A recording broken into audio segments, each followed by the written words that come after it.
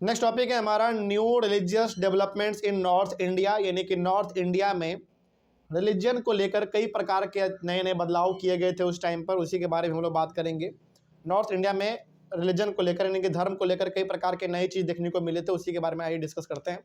First point लिखा हुआ है the period after the 13th century saw a new wave of the bhakti movement in north India, यानी कि 13th century के बाद से इंडिया के नॉर्थ वाले पार्ट में ये देखा गया कि एक अलग ही प्रकार का भक्ति मूवमेंट चल रहा है। भक्ति मूवमेंट का मतलब हो गया कि जहां पे देखो वहां पे लोग अपने गॉड को लेकर क्या कर रहे हैं, भक्ति कर रहे हैं, पूजा पाठ भजन कीर्तन गाना डांसिंग, इसी को हम लोग कहते हैं भक्ति मूवमेंट, ठीक ना। तो 13th सेंचुरी आते आते तक इंडिया के नॉर्थ वाले पार्ट में खास करके बिहार, यूपी, पंजाब, हरियाणा, है ना दिल्ली, इन सारे पार्ट में ये देखने को मिला कि यहाँ पे लोग अब ज़्यादा अपने भगवान के प्रति क्या हो रहे हैं, समर्पित हो रहे हैं। जैसे डांस, म्यूजिक, गाना, भजन कीर्तन सब लोग करना स्टार्ट कर रहे हैं, ये ज़्यादा देखने को मिला। उसके बाद Kabir and Baba Guru Nanak rejected all Orthodox religion. अब देखो यहाँ पे दो आदमी हैं, एक है कबीर और दूसरे हैं बाबा गुरु नानक। ये दोनों ऐसे व्यक्ति थे जिन्होंने जिस भी रिलीजन में गलत चीज़ें थे ना, उनको इन्होंने बहिष्कार कर दिया। बोला कि किसी भी रिलीजन में जो कुछ भी गलत चीज़ होगा तो उसको हम एक्सेप्ट नहीं होंगे, मतलब नहीं करेंगे। बेसिकली इन दोनों ने हर रिलीजन के अंदर जो गलत चीज़ें थी उसको सुधारने के लिए इन दोनों ने बहुत ज़्यादा प्रयास किया। वही लिखा हुआ है कि rejected all Orthodox religion. Orthodox religion का मतलब हो गया कि जो भी रिलीजन खराब चीज़ों के बारे में बात करेगा, जो भी रिलीजन के अंदर लोग खराब चीज़ों को प्रैक्टिस करेगा, उसको फॉलो नहीं किया जाएगा। बेसिकली इन दोनों ने समाज को सुधारने के लिए ही काम किया था, ठीक ना। आगे Tulsidas and Surdas accepted existing beliefs and practices but wanted to make this accessible to all. अब देखो यहाँ पे दो आदमी और है हमारे सामने, तुलसीदास जी हैं और सूरदास जी हैं। सूरदास, इन दोनों ने जो परंपरा शुरू से चलते आ रहा था पूजा पाठ का, भक्ति का, गॉड के लिए पूजा पाठ करने का, इन दोनों ने भी इस चीज़ को माना है, इन दोनों ने भी फॉलो किया है। लेकिन ये लोग चाहते भी थे कि लोगों को भी इसका आइडिया पता चले, यानी कि लोग भी भगवान का पूजा पाठ वगैरह करें, है ना। क्योंकि देखो उस समय पे हमने आपको पहले भी बताया था ना कि लोअर कास्ट को पूजा पाठ वगैरह करने का परमिशन नहीं था, लेकिन ये लोग चाहते थे कि पूजा पाठ करने का जो परमिशन है वो सभी को मिल जाए, ठीक ना। मतलब कि लोअर कास्ट को भी और अपर कास्ट को तो ऐसे भी परमिशन था, लोअर कास्ट को भी पूजा पाठ करने का परमिशन मिल जाए, लेकिन था ऐसा नहीं। क्योंकि लोग क्या मानते थे कि लोअर कास्ट के लोग भगवान का पूजा करेंगे तो भगवान का क्या हो जाएगा, भगवान हमारे गंदे हो जाएंगे, हमारा धर्म नष्ट हो जाएगा, इस प्रकार से लोग मानते थे।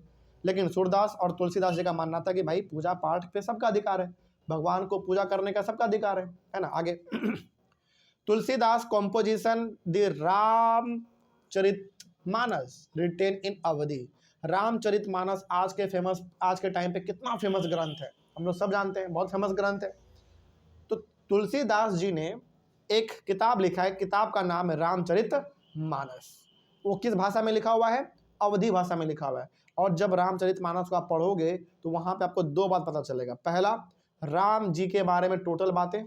दूसरी बात, तुलसीदास जी का पूरा आइडिया कि आखिर वो किस प्रकार के व्यक्ति थे, वो भगवान का पूजा पाठ किस तरीके से करते थे या फिर कैसे लोगों को करने देना चाहते थे, इस तरीके से सब कुछ उनके बारे में पता चलेगा। ओवरऑल कहने का मतलब है कि बुक में जो है अच्छा बात लिखा हुआ है, ठीक है। आगे Surdas was an ardent devotee of Krishna. Surdas ji जो थे वो कृष्ण जी के बहुत बड़े भक्त थे, बहुत बड़े भक्त। हिज कॉम्पोजिशंस दे सुर सागरा, सुरा श्रावली एंड साहित्य लहरी एक्सप्रेस हिज डिवोशन। बेसिकली ये तीन इनके किताब हैं, इन तीनों किताब में ये दिखता है कि सूरदास जी भगवान कृष्ण से कितना ज़्यादा प्रेम करते हैं, कितना ज़्यादा उनका पूजा पाठ करते हैं। तो बेसिकली इनके तीन किताब को आप पढ़ोगे तो सूरदास जी के बारे में जानने को मिलेगा और कृष्ण जी के बारे में जानने को आपको ज़्यादा मिलेगा। अगला, शंकरादेवा ऑफ असम। असम के अंदर एक व्यक्ति है, उनका नाम है Sankardeva, who emphasised devotion to Vishnu. ये विष्णु जी का पूजा करते थे, ये विष्णु जी को ज़्यादा मानते थे। And compose poems and plays in Assamese, और इन्होंने कई सारे कविताएं, कई सारे नाटक असमी भाषा में लिखे हैं। उस कविताओं में, उस नाटक में ज़्यादातर इन्होंने क्या दिखाया है, किसको, विष्णु जी को दिखाया है कि विष्णु जी का किस तरीके से कविता करना है, गाना गाना है, उनका प्रार्थना करना है, किस तरीके से उनका पूजा पाठ करना है, ये उन्होंने दिखाया है। तो ओवरऑल कहने का मतलब इस टॉपिक में ये है कि जिस भी लोगों को जो चीज़ आता था, जिस भी भगवान का वो पूजा करते थे, उसके बारे में उस व्यक्ति ने खूब लिखा है। समझ में आया बात? चलिए आगे बढ़ते हैं।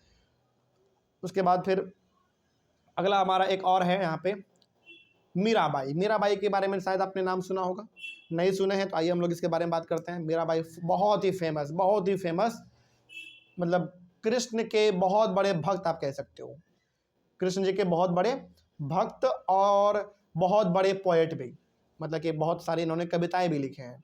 मीराबाई बेसिकली एक महिला थी, एक लेडी थी, उनके बारे में है। आइए समझते हैं क्या लिखा हुआ है। Mirabai was a Rajput princess. Basically ये क्या थी, एक राजकुमारी थी, लेकिन इनका कास्ट क्या था, राजपूत था। ओके, यानी कि बेसिकली आप कह सकते हो कि इनका जो शादी था वो राजपूत फैमिली में इनका शादी हुआ था।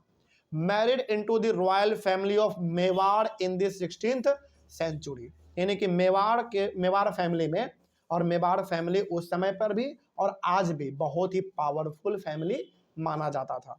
और ये मेवाड़ फैमिली यदि आपको देखना हो तो सबसे ज़्यादा मेवाड़ फैमिली आपको देखने को मिलेंगे राजस्थान और गुजरात में, ठीक ना, तो उधर ही इनका शादी हुआ था, ध्यान रखना इस बात को। तो बेसिकली कहने का मतलब है कि मीराबाई जी का एक राजपूत फैमिली में शादी हो गया था, और वो जो राजपूत फैमिली था वो किस, मतलब कह सकते हो कि आप कहाँ से बिलोंग करते थे, वो फैमिली मेवाड़ से बिलोंग करते थे। मेवाड़ ये किधर है, राजस्थान तरफ, इसके कुछ पार्ट आपको गुजरात में भी देखने को मिलते हैं, ठीक ना। आगे Mirabai became a disciple of Ravidas. Ravidas ji का, ये रविदास का भी नाम सुने होंगे आप लोग, तो रविदास का ये क्या थी, स्टूडेंट। ओके, ध्यान रखना, यानी कि मीराबाई का जो टीचर है वो कौन थी, मतलब कौन थे, रविदास जी थे। और रविदास कौन थे, a saint from a caste considered untouchable. सोचो, जो रविदास थे वो एक लोअर कास्ट से बिलोंग करते थे। यहां पे कहानी आप जरा समझना क्या कहानी है। रविदास जी एक लोअर कास्ट से बिलोंग करते थे, लेकिन रविदास का स्टूडेंट कौन है, एक अपर कास्ट की महिला, नाम क्या है, मीराबाई।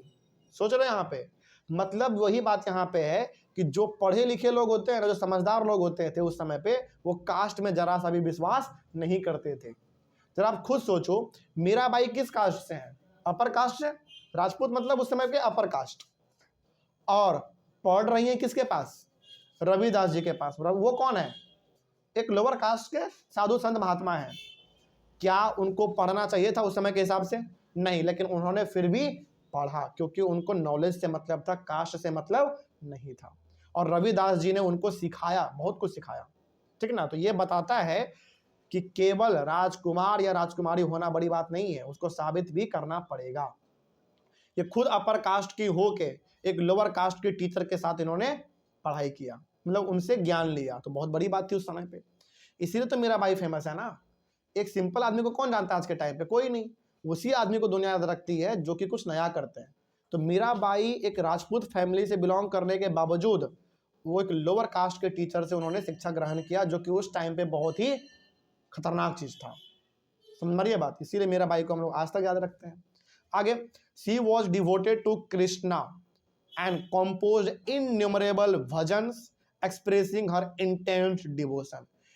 मीराबाई जो थे ना, मीराबाई वो भगवान कृष्ण के बहुत बड़े भक्त थे, बहुत बड़े भक्त। और मीराबाई ने कई सारे कविताएं, भजन कृष्ण जी के बारे में लिखे हैं, कई सारे, ठीक ना, जो कि आज आपको आज भी मिल जाएंगे, गूगल पे आप सर्च करोगे तो bhajans composed bye Mirabai for Krishna, तो आपको वहां पे मिल जाएंगे उनके भजन, ठीक ना। आगे, हर songs also openly challenge the norms of the upper caste and became popular with the masses in Rajasthan and Gujarat. जैसा कि हमने कहा, इनका शादी कहाँ पे हुआ था, एक राजपूत फैमिली में। वो राजपूत फैमिली कहाँ से बिलोंग करते थे, मेवाड़ से। और मेवाड़ कहाँ पड़ता है, ज़्यादा पार्ट इसका राजस्थान में और कुछ पार्ट इसका गुजरात में पड़ता है।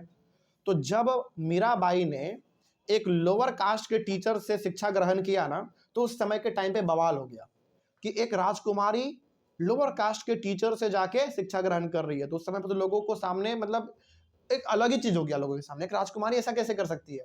लेकिन मीराबाई ने लोगों को मैसेज दिया कि हम राजकुमारी होने के बावजूद, अपर कास्ट के होने के बावजूद एक लोअर कास्ट के टीचर के पास पढ़ने के लिए गए। वो इससे क्या बताना चाहते थे बताओ, कि सब कोई कास्ट के ऊपर विश्वास ना करे, बस आपके पास नॉलेज होना चाहिए और शिक्षा ग्रहण करने का भावना होना चाहिए, है ना। तो ये मीराबाई ने उस समय पे करके दिखाया, और खास करके राजस्थान और गुजरात के लोगों को उन्होंने इंस्पायर भी किया कि भाई कास्ट सिस्टम को छोड़ो, है ना, अपर कास्ट लोअर कास्ट ये सब हमारा बनाया हुआ खेला है, इसको छोड़ो और एक अच्छे तरीके से भाईचारे के साथ जीवन को जियो, व्यतीत करो। तो ये मीराबाई का पूरा कहानी था, कोई दिक्कत नहीं इसमें। नेक्स्ट हम लोग बात करेंगे अ क्लोजर लुक कबीर के बारे में। तो इसको हम लोग अपने अगले क्लास में करते हैं, मिलते हैं हम लोग अपने अगले क्लास में। Thank you very much.